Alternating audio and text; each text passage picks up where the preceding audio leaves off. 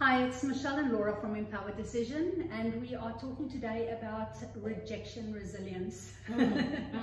So you and I have spoken so much about our clients that come to us after they've been on an interview or after they've applied for something and being absolutely devastated. Yeah, I think because you hear so much about candidate shortage that you think, oh, I should just be able to go out there and find an opportunity really easily. And often the people that we're talking to might be quite senior, so it's also the fact that they have maybe been tapped on the shoulder in the past, or they've got every job that they've interviewed for, and what you're trying to look at is their particular circumstance, because often those people are going for a bit of a stretch. So if you're going for a stretch in terms of a more senior role or transferable skills into another industry or something like that, then you've got to understand with that comes that you might not be the best person, and really just having a bit of resilience is it's not an indictment on you if you don't get called back. You've got to have a bit of resilience around opportunities and going out there and seeing what's out there. And I think for that not to stop you from applying, because I think the other side happens then. So either you are applying and then you're not getting called up, or you go through an interview process and then you get that stock standard, sorry, we're not proceeding with you, rejection, and not to take that personally,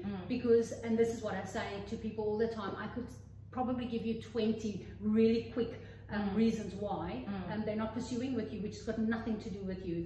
It's hard to know that in that situation, exactly. isn't it? Because that's why people seek that feedback that they might not be getting. So it's either that, or they are so nervous to apply and so worried that they're going to be rejected that they don't apply at all. Absolutely. So it's those two. And you know, there's a component of our clients there where they've got an amazing skill set. They are maybe wanting something a little bit different, but not too much of a stretch. But it's that over-analysis to the point where they don't actually put in an application, and then that becomes a negative, even though if you look at the odds of that happening, it's actually very slim.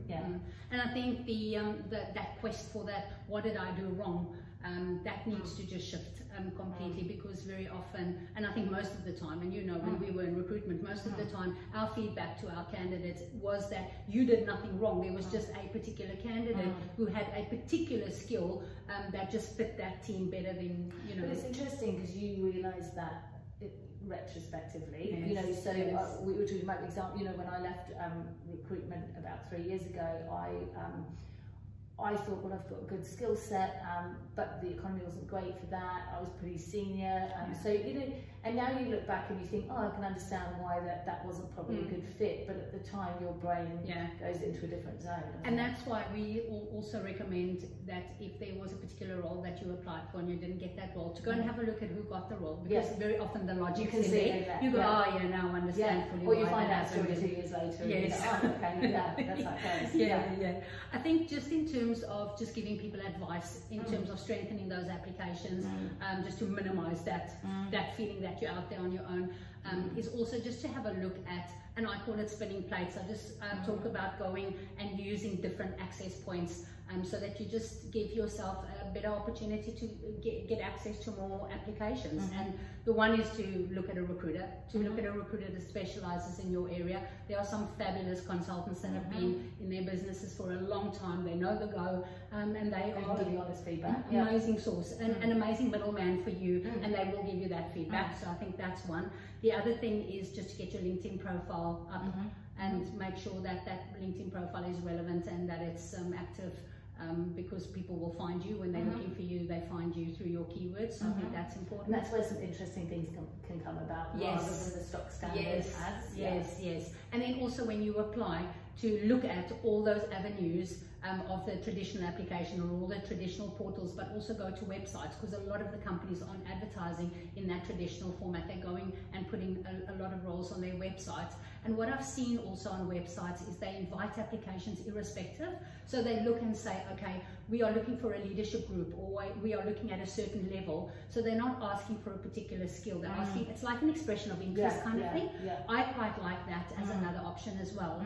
And I think just to then also not put in one application. Formulation of that job rather than here's the yes, job. now they fit the job to you versus, And then I think the other thing is to not just say, I'm going to do a one-size-fits-all kind of resume because I couldn't be bothered and just whack it out. I think it's absolutely critical, which is something that we say to our clients all the time, is make sure that the language is adapted, that you've got a strong base document and that your language then is adapted to applications. It goes back to, if you want exactly the same job at the same type of company, you know those ones where you can go to and a recruiter will say, here's another 5 options if you're in the right area.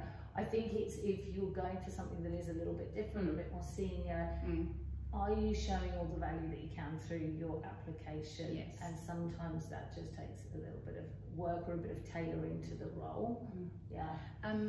I think something that we guided our clients against also is to make sure that when they put that application in, that the title, for example, matches the title, because you know how often you find that people send a resume in and then they're applying for a completely different title to what it puts people off. It's just that attention to detail, it's that little bit of care, and it's not such a big deal. If you get a really good base document, it's twigging it, and twigging it just in terms of the language and paying a bit of attention to how it is that you're speaking to the person that you're addressing.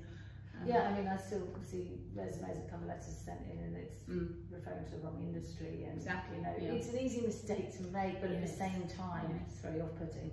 And that's why that rejection happens quite high then at that application point, because I think those little things matter then, because you only have that piece of paper then that you're assessing. Yes, you're assessing that person on that piece of paper, and I think then it's easy. And then I think after an interview, it was so refreshing last year. At the end of last year, I had a client who said that in the advertisement of that particular role, they said, if you go through to the interview process and you don't make it further than that particular point, we have a person that will give you feedback. And I thought that was so refreshing. It was lovely to know. And she came back to me and she said it was so good to get that kind of feedback, because I understand why, and I think what they said about me was spot on. And she said it would probably not have been the right role for me. It's a tricky one, isn't it? That's another issue. I know, but it would be really good. I think if companies could, in some way, you know, just well taking care. I know, I know. But I think if you've got a smaller pool of candidates, especially I think towards the end of the process, to maybe share some feedback that you know is valid and neutral to that person. I think it's a difficult one, because you know, sometimes there are things that you want to say publicly and sometimes they're not, you know, but I think it's just going back again to that resilience. When people understand that that's the background and that it's not always about you, then you know, they see that in that context and they kind of can handle it. I think here's the bottom line: do the best that you can with your application. Try and get in front of people, prepare for your interview, and then if it doesn't work out, just walk away. Just as simple as that. So just a bit of resilience on that.